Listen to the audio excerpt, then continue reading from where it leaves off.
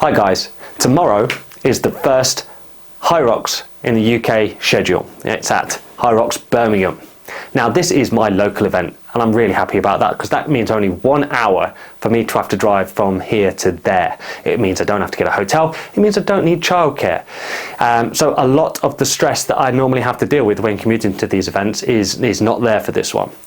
This is my second time at this one and it's my 6th time through the Hyrox mangle in total, so I've been to a few others by now and I'm very much looking forward to going there and challenging the time that I got last year, which wasn't the best. I'm pretty sure I can do it, I just need to get my eye in and not collapse on the burpees a little bit like I did last year.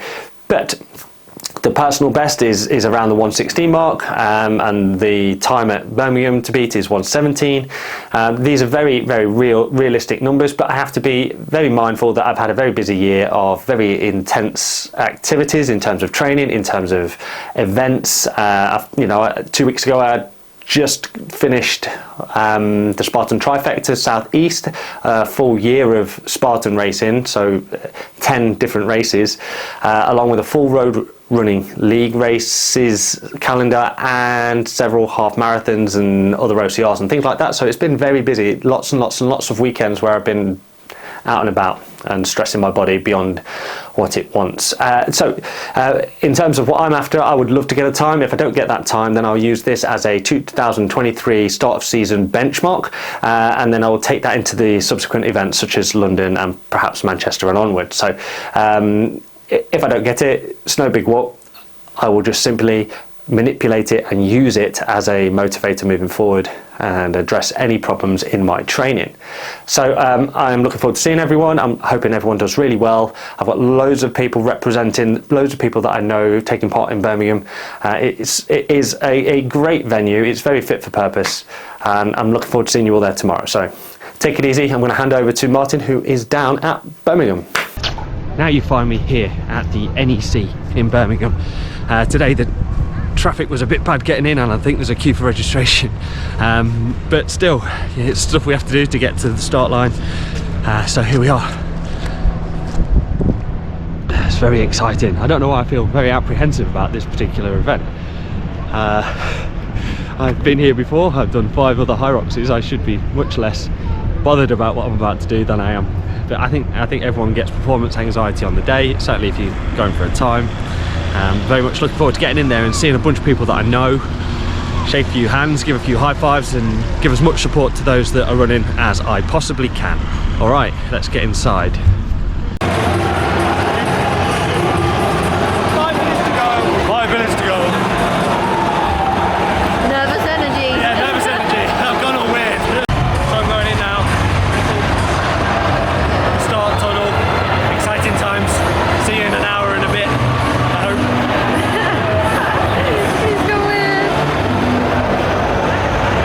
Okay guys, just going to interrupt just for 1 second. This is the part of the video where I show you some of my race day footage. Now I'm not going to throw any rock music on over the back or montage it up. I'm just going to calmly discuss each part as we go, discuss the things I liked and disliked, maybe at the end summarize the entire day. It's a great little way of showing people that have probably never done one before sort of how the day transpires, without getting too deep into the weeds of it. I'm not going to be too analytical. It's a little bit self-deprecating at points. I do make fun of myself and that's important to do. So just stand by, I'll turn around and we'll put this footage on. Okay guys, so we are going to pick up right at the very start of the event when we are stood in the event tunnel, the start tunnel, ready to go.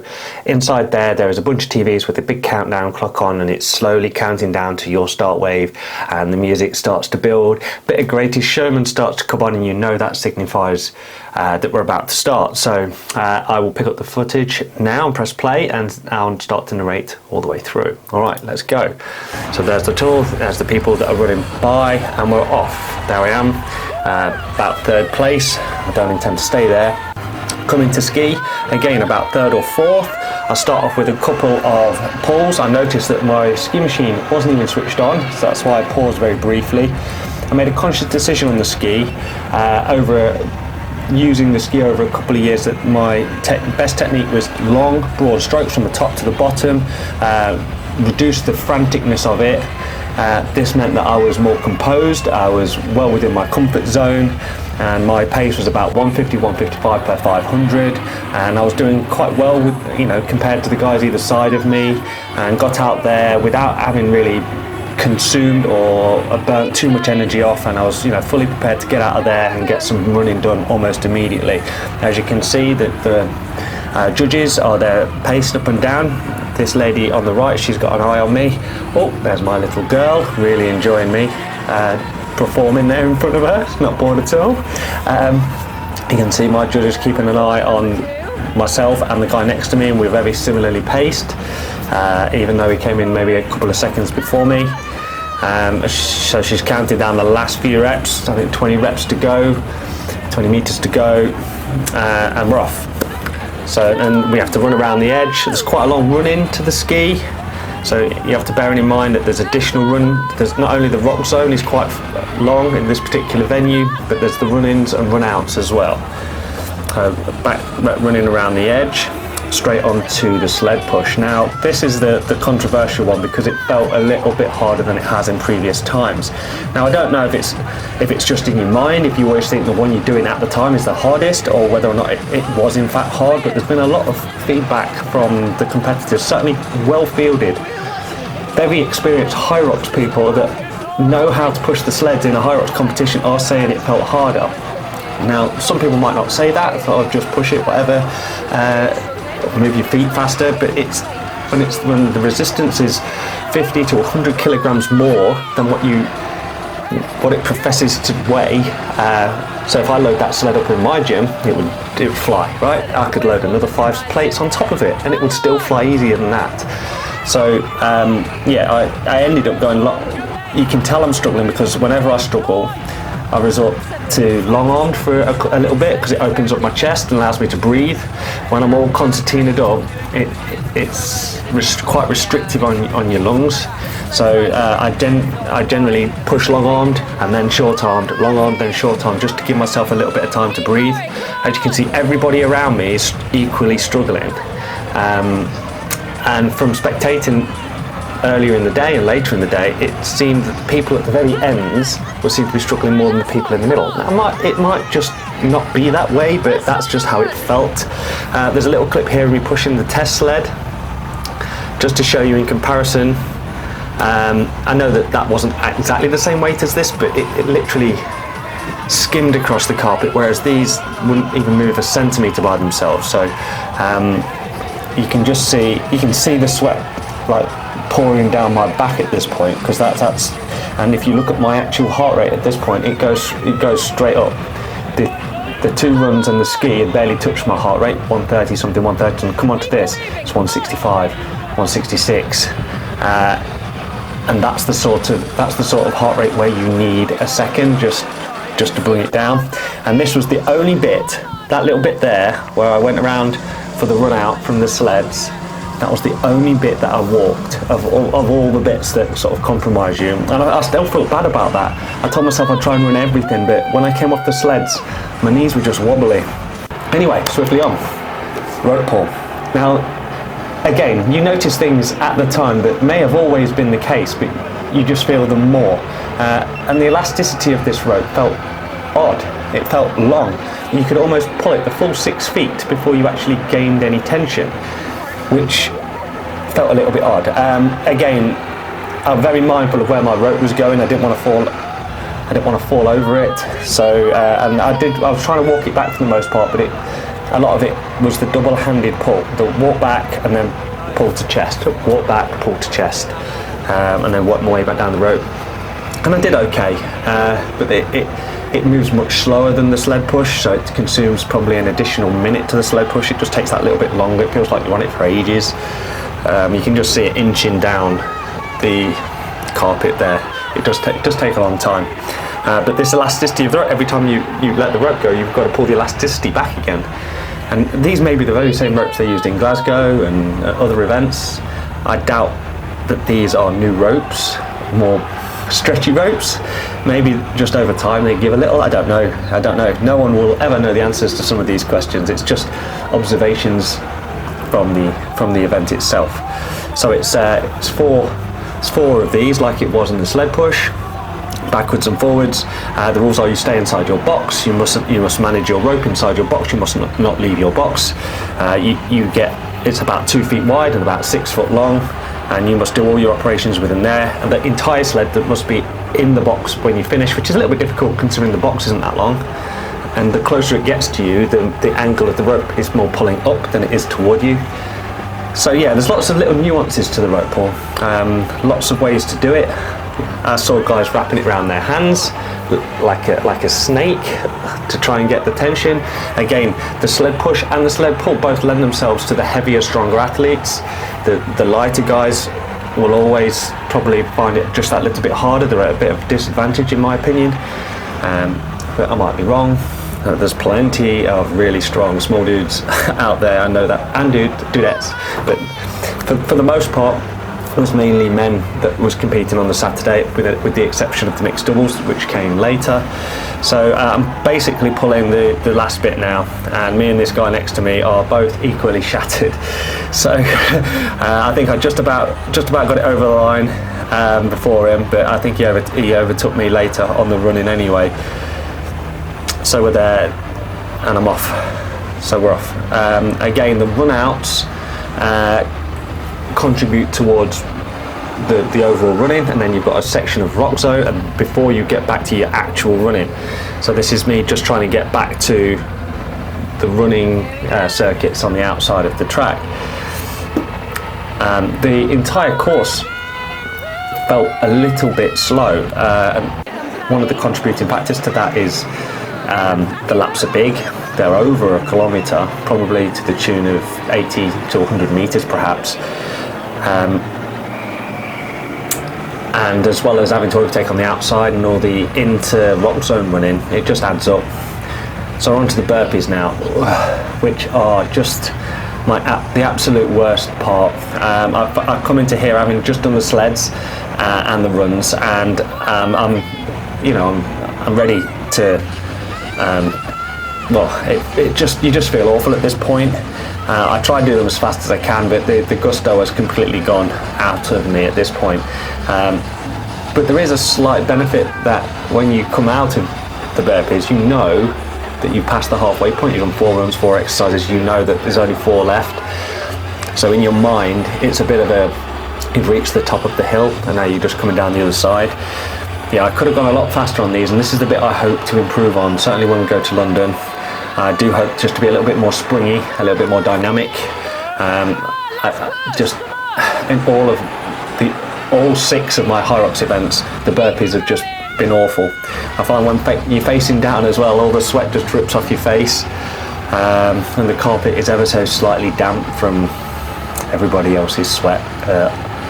Anyway, back on to run 5 now.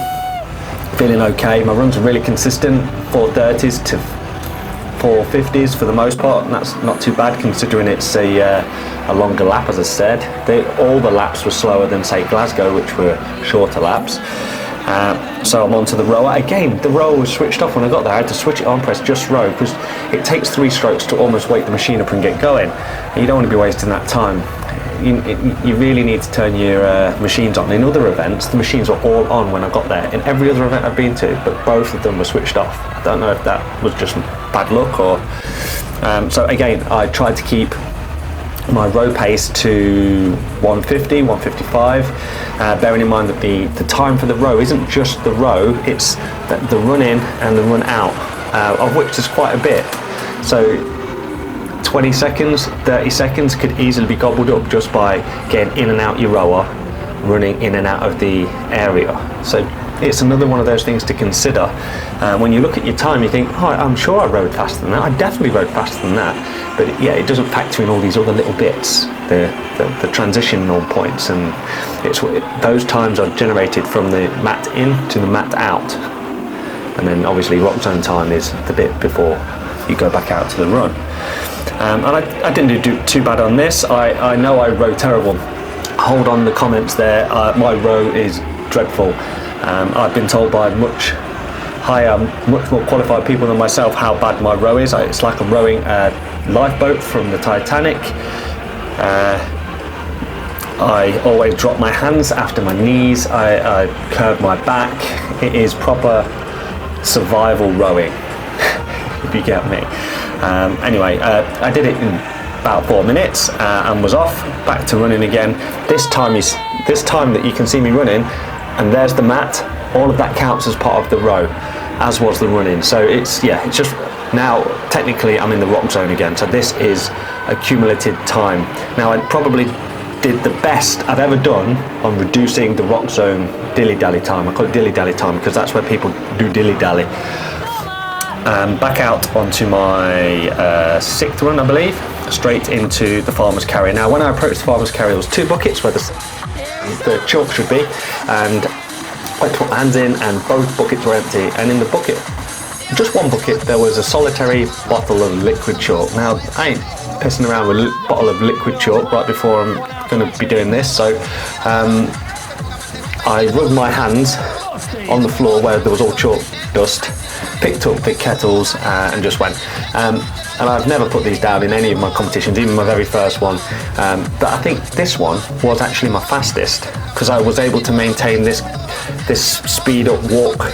It's not quite a run, no way, but it's not a walk either. And I think it was 146, something along those lines. So it's not, I think that's probably the best I've ever done that. If my runs were a little bit slower on the outside, if I'd have come into it a little less gassed, you'd probably do it quite a bit faster. But and you can see that I am trying to run. It's very much trying your best to go around as fast as you can. I found this one okay. Although I'm sort of gritting my teeth a little bit.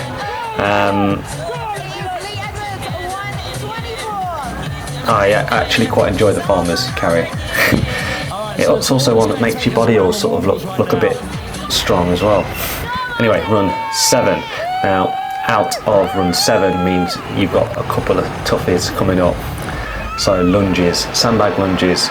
Again, this is up there with sort of some of the worst of the exercise stations. Probably 3rd. I'm going to say this is 3rd. Burpees is 1st. Wall balls is 2nd. This is 3rd worst, in my opinion. I don't do too bad. I've sort of made peace with that. I'll always do the 2-step, legs together at the top of each rep, just to stabilise and preserve energy. I could go faster. As I do each of my Hyrox events, I am sort of making them a little bit faster with each time out. I know I can go faster than this. I should have gone faster than this. So I'm hoping this is another one of those that I improve on for London. It's not everyone's cup of tea. It's not mine. So this is the long run in to the wall balls. There's Gary, gives me a pat on the back. Cheers, Gaz. And straight in. And I had this lovely Marshall, and you have to give them. You have to give them their props. They're there for you at this point. They know what you've been through. They know that you're hurting. And she counted my reps very fairly. I have maybe 6 or 7 no reps, mainly for glancing the target, none for depth, which I'm quite pleased on. I clustered them into 10s. I didn't try and do more than 10. I might try and do 12s in London, just so I'm putting the ball down less. Not a huge amount less. It's still very realistic and very manageable. I'd love to be able to do them in much bigger clusters, like 20s, but I feel that would gas me and I'd have to put the ball down at some point. I know I've looked at my watch at this point, I've realised my Glasgow time is already gone, but I'm now racing to try and beat my last year's Birmingham time, which there was only a minute in it. So it literally does come down to the wire, and she's counting my last few at this point. She's about to tell me to go, and it's such a relief when you actually get the clear to go. I think that's probably 90 done there. This is the last set and I'm off. And a little bit of a rage over the finish line for your photo, and you can see it's quite common on the finish line to just roll on your back.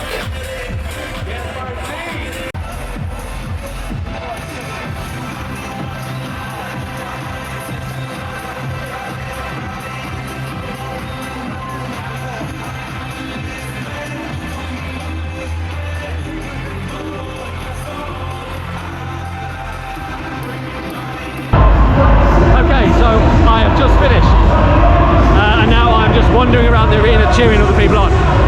Initial thoughts straight off the course. Sleds. Now I don't know if they're deliberately making it harder, event after event after event, because damn, the sleds were stiff today. Both the push, damn that was hard, and the pull, hard. Now, I'm not moaning, I'm just saying it just felt tough. It just meant that when you actually left the sled, the lactic acid is so goddamn high that your legs for a second don't really work. But it is what it is. I had a great time out there. In fact, it was over so fast that I can't really remember that much about it. The wall balls I clustered into 10s, got about 5 or 6 no reps. Boo, boo. The lunges, I kept my 2-step. My runs were quite consistent, but looking at the times already, they're quite slow in time, like 4.5 to 5 minutes every single run. Like, they were consistent. The problem is that over the course of a few runs, I've probably lost a couple of minutes. But at the time when I was running it, it didn't feel that slow. It felt all right. It just feels really quite long around this arena, but it is what it is. I know what I've got to do when I go to London in a month. I've got a few things I need to improve on, and I hope to beat that time this time then. Anyway, I'm just going to go cheer on some more people and crack on. Okay guys, thank you for watching this far. Just to summarise, the event was amazing. The marshals and judges, it couldn't happen without you. You guys are spot on. Any criticisms that come the judges' way comes mainly from the lack of volunteers. The ones that are actually there are doing a sterling job, and there's so much kudos coming your way. To all the competitors, to all of you in all of the divisions on both days, you all did absolutely amazing, regardless of your motives, okay? Whether you're there to chase a podium, it's there your first time, you just want to survive the event. There's lots of that going on.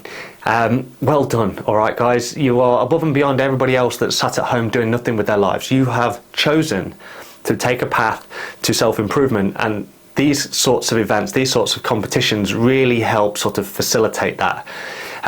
For me, this was a great benchmark session for what's to come. I've got London's Men's Open again in about a month, and then in Manchester I will be taking my wife into her very first competition in the mixed doubles, so that will make an interesting video, that is for sure. Beyond this, I will be looking at several videos, including my triple trifecta and maybe a couple more challenges before Christmas. Keep the channel going. So please give the channel a subscribe on the way out the door, and I will see you in my next video. Thank you for watching. Mart out.